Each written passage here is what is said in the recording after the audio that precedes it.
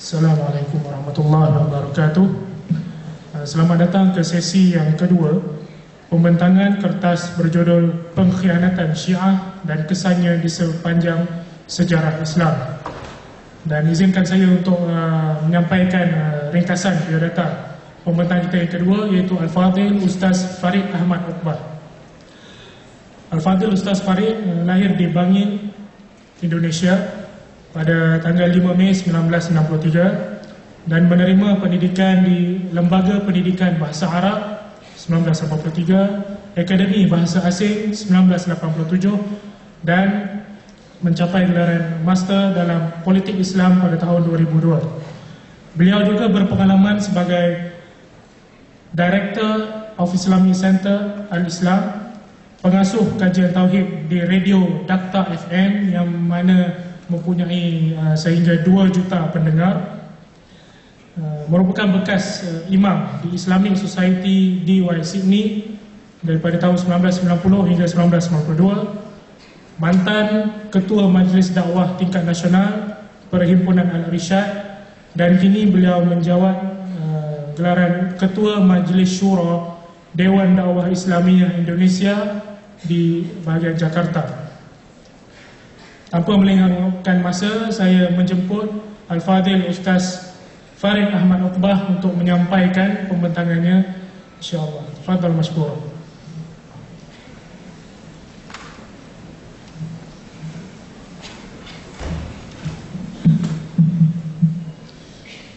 Bismillahirrahmanirrahim.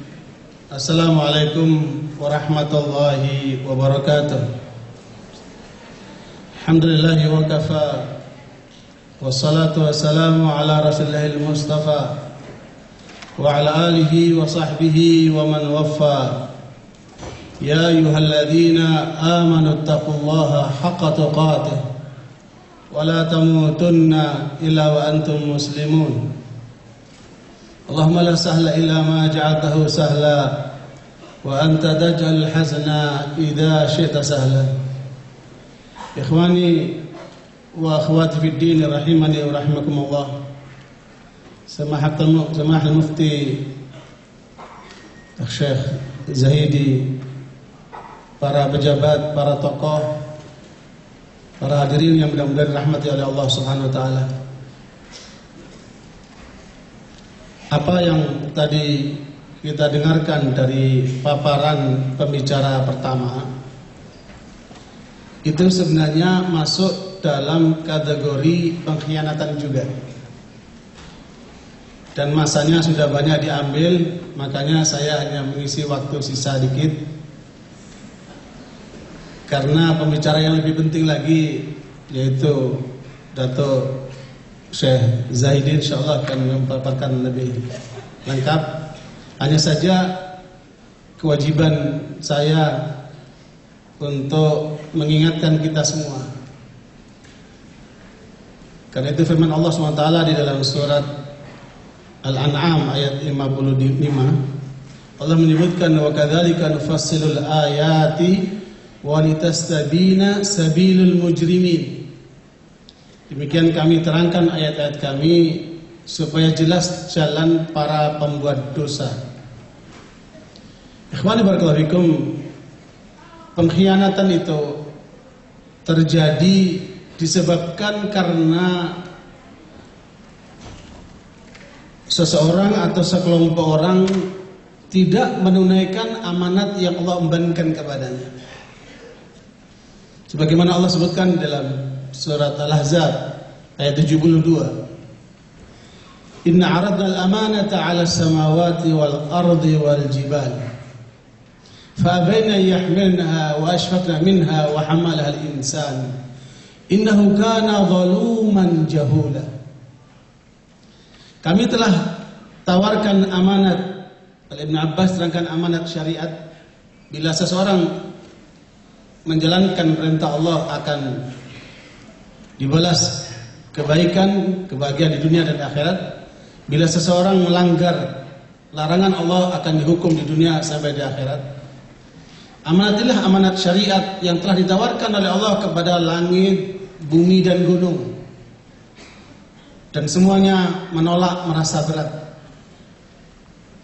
Kemudian ternyata amanat itu diemban oleh manusia. Maka siapa saja di antara manusia itu yang tidak menjalankan amanat syariat ini, dia akan masuk ke dalam dua kategori. Ima dia zalim atau dia jahil, atau dua-duanya.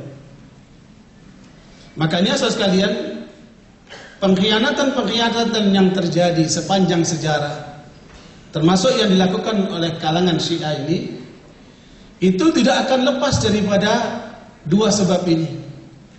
Imma karena mereka zalim, atau karena mereka jahil, atau dua-duanya. Makanya kita umat Islam, kaum mukminin, diingatkan oleh Allah Subhanahu wa taala dalam surat Al-Anfal, ya ayyuhalladzina amanu la takhunu Allaha war rasul wa takhunu amanatikum wa antum ta'lamun. Wahai orang-orang beriman, janganlah kamu berkhianat kepada Allah dan Rasul-Nya. Itu berarti kalian akan mengkhianati amanat yang Allah berikan kepada kalian. Padahal kalian mengerti itu. Karena itu ikhwani barakallahu fikum, seluruh pengkhianatan yang terjadi pada umat manusia, lebih khususnya Syiah ini, sepanjang sejarah umat manusia, ada disebabkan karena mereka berkhianat kepada Allah dan Rasul-Nya. Dan kalau dipahami pengkhianatan, jangan dipahami hanya secara fisik saja. Memang yang akan kita paparkan lebih banyak paparan sejarah yang bentuknya adalah pengkhianatan-pengkhianatan yang dilakukan oleh kalangan Syiah, dan terutama kepada Ahlus Sunnah wal Jamaah. Dan pengkhianatan yang mereka lakukan itu dasarnya akidah. Makanya suara saya kuatkan dan saya tambahkan kepada suara Ustadz Asri yang tadi menyampaikan penyimpangan akidah dalam Syiah, bahwa seluruh pengkhianatan yang terjadi oleh kalangan Syiah sepanjang sejarah itu sendiri disebabkan karena akidah mereka yang begitu bencinya kepada para sahabat, dan mereka yang kemudian oleh mereka disebut dengan al-ammah atau dengan istilah an-nawasib, yang dimaksudkan oleh Ahlus Sunnah wal Jamaah. Makanya Bapak Ibu sekalian, kita merasa bersyukur sebab kita memang asalnya bukan dari orang Syiah. Ketika kemudian ingin mengetahui tentang ajaran Syiah, oleh orang dianggap kamu kan cuma lihat dari luar. Ya, kita pelajari sumber-sumber Syiah itu sendiri, dari kitab-kitab mereka sendiri.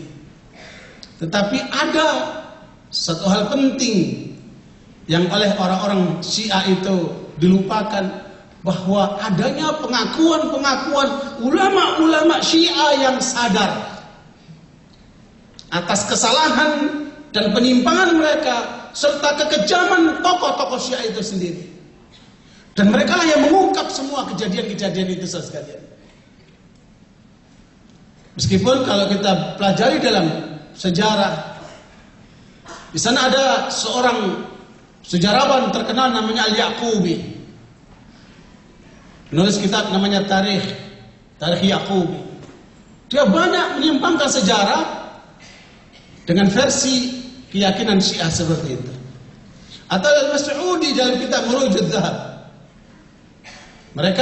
dia juga menyampaikan riwayat-riwayat yang banyak yang palsu untuk kepentingan ajaran keyakinannya sendiri. Begitu pula ada Syekh bin Umar, ada Abu Mukhnaf dan lain sebagainya, yang kemudian itulah yang dijadikan pegangan oleh orang-orang Syiah ketika mereka menyampaikan sesuatu tentang sejarah. Sehingga karena itu sejarah sangat banyak dimanipulasi oleh mereka, dan hampir tidak mendapat perhatian lebih terhadap sejarah ini dibanding perhatian terhadap sunnah hadis Rasulullah SAW. Makanya Imam Ibnu Sirin mengatakan al-isnadu minad din. Laula al-isnad laqala man syaa ma syaa. Ya, isnad itu dari agama. Kalau tanpa isnad, orang akan ngomong sembarangan. Sehingga setelah terjadinya banyak penyimpangan itu, para ulama al-hadis mengecek kebenaran satu hadis berdasarkan sanadnya, baru melihat matannya. Sementara pada masalah sejarah, mereka banyak yang kurang perhatian dari segi sanadnya. Makanya kita temukan bagaimana Imam At-Tabari ketika membawakan kumpulan sejarah lewat Tarikhul Umam wal Muluk, juga sepertinya masih banyak membawakan riwayat-riwayat yang palsu. Tetapi beliau tidak pernah dibersalahkan karena memang beliau hanya membawakan riwayat itu. Tinggal tergantung bagaimana kita menilai riwayat itu. Begitulah seterusnya. Karena itu ikhwani barakallahu fikum, menurut saya bahwa kajian yang diungkap oleh para tokoh-tokoh Syiah yang sadar ini yang kurang dipopulerkan sekarang ini. Dan barangkali ini yang harus kita populerkan karena mereka tahu apa yang terjadi di dalam mereka sendiri. Di sana ada Ayatullah Asy-Syinkilji. Ayatullah Asy-Syinkilji ini adalah ulama besar Syiah yang sadar ketika kemudian mempunyai cincin yang diyakini itu mempunyai kekuatan-kekuatan gaib, dan justru kemudian dia sadar ini adalah syirik, dia buang dan akhirnya kembali kepada ajaran sunnah. Ayatullah Asy-Syinkilji. Ada juga di sana ada Abul Fadl Al-Burqi, Ayatullah Al-Uzma, seorang ulama besar Syiah, Ayatullah Al-Uzma yang mengarang lebih dari 300 kitab membela Syiah, sadar dan membongkar tentang Syiah itu. Yang terakhir keluar Sana'ihul Ayyan. Bapak sekalian, dan di tangan saya karena kitab-kitab itu cukup memberatkan, saya ambil yang kecil-kecil saja. Orang yang sangat dekat dengan Khomeini, yaitu As-Sayyid Hussein Al-Musawi, seorang ulama Syiah di Irak yang langsung berhubungan dengan ulama-ulama di Najaf. Dia menceritakan, sebelum saya ungkapkan pengkhianatan Syiah sepanjang sejarah, bagaimana bencinya mereka terhadap ahli sunnah ini. Dia ceritakan sendiri tentang bapaknya. Ketika saya, kata dia, pada halaman yang ke-83 dari kitab Billahi Tsumma Litarikh, untuk Allah kemudian untuk sejarah, dia membawakan satu peristiwa yang dialami sendiri dengan bapaknya. Dia bilang, bapak saya orang saleh, dia suka dengan kebaikan. Dan waktu itu saya masih muda, baru belajar di Hauzah Ilmiyah. Hauzah ini tempat kaderisasi ulama Syiah. Saya baru masuk ke dalam Hauzah itu. Satu kejadian, saya jalan bersama bapakku di pasar, melihat ada orang asing, maka oleh bapakku diajak ke rumah untuk diberikan penghormatan sebagai tamu. Ternyata dalam dialog malam itu, setelah makan malam, terbukti orang ini Sunni. Kemudian pagi harinya ketika orang ini mau pergi, oleh bapakku dikasih uang sebagai ongkos.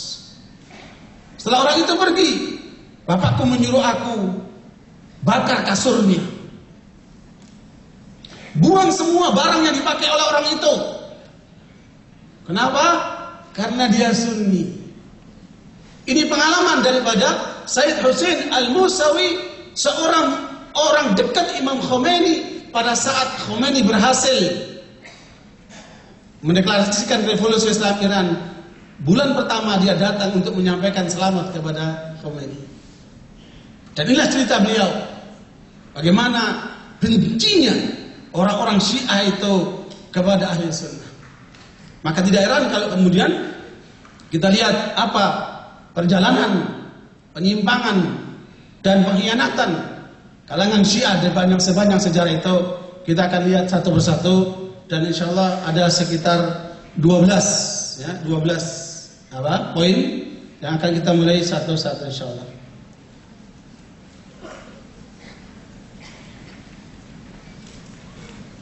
Kita lihat yang pertama adalah pengkhianatan Abu Lu'lu'ah Al-Majusi dengan membunuh Khalifah Umar bin Khattab radhiyallahu anhu. Mungkin ada bertanya, kan Abu Lu'lu'ah itu lahir sebelum berdirinya Syiah. Karena ulama-ulama Syiah ada berbeda pendapat. Ada yang mengatakan Syiah itu lahir sebelum Nabi, ada yang mengatakan Syiah itu lahir ketika Nabi, dan ada yang mengatakan Syiah itu lahir ketika menjelang terbunuhnya Utsman radhiyallahu anhu. Kalau kemudian yang mengatakan pendapat yang terakhir, kan Abu Lu'lu'ah bukan Syiah. Ya, jangan lupa asal sekalian, Abu Lu'lu'ah ini seorang Majusi, seorang Parsi yang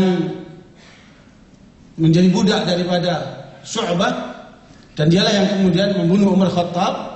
Dan sampai sekarang, ya ini kaitannya kenapa kita angkat Abu Lu'lu'ah ini sebagai pahlawan Syiah yang berhasil membunuh Umar Khattab, karena ternyata Abu Lu'lu'ah ini menjadi pahlawan besar di kalangan orang-orang Syiah, karena telah berhasil membunuh Umar Khattab, dan oleh mereka dijuluki dengan Baba Syuja'uddin, ya, seorang tokoh pahlawan berani pembela agama. Dan kuburannya itu dikunjungi, diziarahi di daerah namanya Madinah Kashan. Daerah Kashan, daerah lebih spesifik namanya Baghifin. Dan inilah yang kemudian dipersaksikan oleh Sayyid Husain yang dikunjungi langsung, dan kita melihat betapa ulama-ulama Syiah ketika berkunjung ke kuburan Abu Lu'lu'ah ini, terdengar doa mereka, Allahumma hsyurna ma Abu Lu'lu'ah fil jannah. Ya Allah, kumpulkan kami dengan Abu Lu'lu'ah fil jannah, di surga. Padahal kita tahu bagaimana pengkhianatan Abu Lu'lu'ah ini sampai membunuh Umar bin Khattab radhiyallahu anhu, seorang khalifah yang adil dan tentunya diakui oleh kawan maupun lawan. Sehingga karenanya ikhwan barakallahu fikum, kita lihat bagaimana ajaran Syiah itu kebenciannya kepada Umar bin Khattab radhiyallahu anhu. Kemudian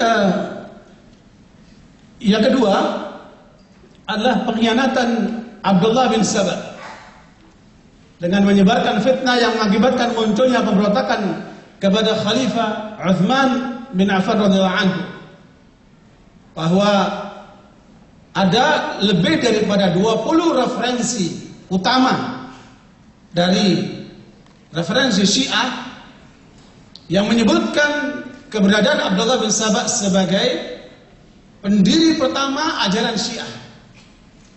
Dan perlu diketahui saudara sekalian, istilah Syiah itu sendiri terjadi perkembangan dari abad pertama, abad kedua, dan abad berikutnya.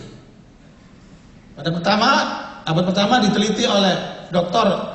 Abdul Aziz Wali yang menyebutkan bahwa istilah Syiah itu hanya sebatas mengedepankan Ali terhadap Utsman, tetapi masih mengakui Abu Bakar dan Umar radhiyallahu anhu. Namun demikian, Syiah ini sudah hampir tidak kita temukan kecuali ada pada ajaran Zaidiyah. Dan mereka kemudian berkembang menjadi Rafidah yang itu mengingkari Abu Bakar As-Siddiq, begitu pula Umar Khattab. Bahkan seorang ulama besar Syiah, Sayyid Ni'matullah Al-Jazairi, itu menyebutkan bahwa Tuhan kita dengan Tuhannya ahli sunnah itu beda. Nabinya kita dengan nabinya ahli sunnah itu beda. Kenapa? Karena Tuhan dan nabinya ahli sunnah itu menetapkan Abu Bakar dan Umar menjadi khalifah setelah Rasulullah SAW. Sementara Tuhan kami dan nabi kami tidak seperti itu. Sampai seperti itu kebencian mereka kepada Abu Bakar dan Umar. Dan tentunya saudara sekalian, inilah yang kemudian dimunculkan konsep wilayah atau wisayah, yakni bahwa Ali bin Abi Thalib wal wasi, wa Ali bin Abi Thalib adalah yang mendapatkan wasiat yang paling berhak menjadi khalifah setelah Rasulullah SAW. Dan atas dasar itu kemudian dia menggerakkan anak-anak muda dari Mesir, dari Kufah, dari Basra, sampailah kemudian mereka berpura-pura akan melaksanakan ibadah haji.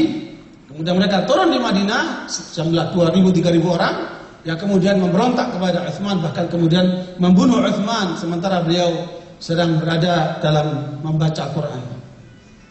Nah, ikhwani barakallahu fikum, ini adalah merupakan satu keyakinan yang ternyata oleh sebagian kalangan Syiah. Mereka mengingkari adanya Abdullah bin Sabah. Mereka bilang Abdullah bin Sabah itu hanyalah tokoh fiktif. Padahal dalam kitab Firaqus Syiah karangan Nubakhti menyebutkan jelas bahwa Abdullah bin Sabah adalah pendiri Syiah, meskipun kemudian ajaran yang dikembangkan oleh Abdullah bin Sabah adalah menjadi ekstrim yang namanya ulat karena menuhankan Ali ibn Abi Thalib, dan kemudian ajarannya dikenal dengan ajaran As-Sabaiyah. Ikhwani barakallahu fikum, inilah satu peristiwa yang menjadikan munculnya gerakan Syiah sepanjang sejarah karena peranan Abdullah bin Sabah, seorang Yahudi yang berpura-pura Islam, sebagaimana seorang Yahudi yang bernama Paulus yang merusak ajaran Kristen itu. Dialah yang merusak Islam, sebagaimana Paulus yang merusak Kristen itu. Sehingga karenanya ikhwani barakallahu fikum, tentunya inilah makanya gerakan Syiah sangat erat kaitannya dengan gerakan Yahudi, dan ajaran Syiah banyak yang menyerupai ajaran Yahudi. Makanya ajaran Yahudi menetapkan bahwa tokoh Yahudi itu ulama Nabi Yahudi itu yang paling utama adalah 12. Makanya dalam Syiah disebut dengan 12 imam. Ya, dan itu harus dari satu keturunan, yaitu keturunan Ali bin Abi Thalib radhiyallahu anhu, sebagaimana mereka menjadikan satu keturunan 12 orang itu dari keturunan Daud. Dan itu sangat erat kaitannya dengan konsep Yahudi. Makanya As-Sayyid Al-Jumaili menulis 2 juz kitab Badrul Majhud fi musyabahatil Yahud fi musyabahatil Ar-Rafidah bil Yahud. Ya, usaha mencari mengungkap tentang persamaan Yahudi dan Syiah Rafidah dalam banyak hal. Bisa dibaca dalam buku itu. Ikhwani barakallahu fikum, makanya apa yang kemudian menjadi gerakan Syiah lebih banyak merupakan gerakan politik yang memang diawali oleh gerakan politik yang dipimpin oleh Abdullah bin Sabah. Kemudian yang ketiga, pengkhianatan pengikut Syiah dengan membunuh Ali bin Abi Thalib, Hasan, Husain radhiyallahu anhu. Jadi ternyata banyak sekali riwayat-riwayat dari Ahlul Bait sendiri yang menyatakan bahwa pembunuh Ali bin Abi Thalib radhiyallahu anhu, Hasan dan Husain radhiyallahu anhum adalah kalangan Syiah sendiri. Itulah yang disampaikan oleh Muhammad Al-Hanafi, saudaranya Husain, yang telah memberikan nasihat kepada Husain untuk tidak pergi ke Irak, ke Kufah, tetapi kemudian dia tetap melanjutkan. Karena itu Muhammad Al-Hanafi mengingatkan kepada Husain, janganlah kamu, ya akhi, inna ahlal Kufah qad arafta ghadrahum bi abika wa akhika wa qad khiftu an yakuna haluka ka hal man madha. Kata Muhammad Al-Hanafi menasihati Husain, wahai saudaraku, sesungguhnya penduduk Kufah kamu tahu bagaimana pengkhianatan mereka dengan ayahmu dan dengan saudaramu, yaitu Ali bin Abi Thalib dan Hasan radhiyallahu anhum. Dan aku takut keadaanmu akan seperti mereka. Dan tentunya banyak sekali sahabat-sahabat, di antaranya Ibnu Abbas, Ibnu Umar dan yang lainnya menasihati Husain untuk tidak pergi ke Kufah. Ternyata jalan juga, dan dibunuhlah dia oleh kalangan Syiah yang dulunya mereka di dalam pasukan Ali bin Abi Thalib yang dipimpin oleh Ziyad bin Abdullah atau Ubaidillah bin Ziyad, dan kemudian bersama dengan itu 2 orang yang bernama Sanan bin Anas An-Nakhai dan Shammar bin Ziljawshan. 2 orang inilah yang kemudian membunuh Husain radhiyallahu anhu atas perintah Ubaidillah bin Ziyad. Ikhwani barakallahu fikum, ini adalah merupakan satu bukti bahwa mereka ini bukan pengikut setia Ahlul Bait.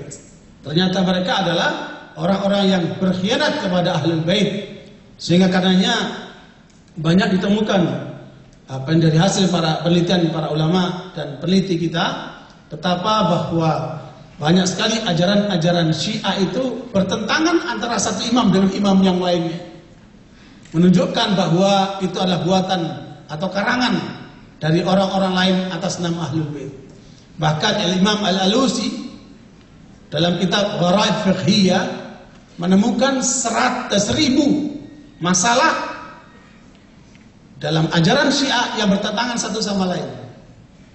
Kalau Rahmatullah Hindi mengungkap tentang the contradiction between Bible and Bible itu ada 2000 lebih, maka ini ada the contradiction between imam and imam. Dalam Syiah itu ada 1000 lebih. Yaitulah Imam Al-Alusi. Karena itu ikhwan barakallahu fikum, ini adalah merupakan satu bukti bahwa mereka meskipun menamakan Ahlul Bait, sebenarnya mereka jauh dari Ahlul Bait. Dan itulah yang menjadikan kenapa banyak umat-umat kita ahli sunnah tertipu dengan kalangan orang Syiah itu, karena mereka suka menggunakan istilah Ahlul Bait.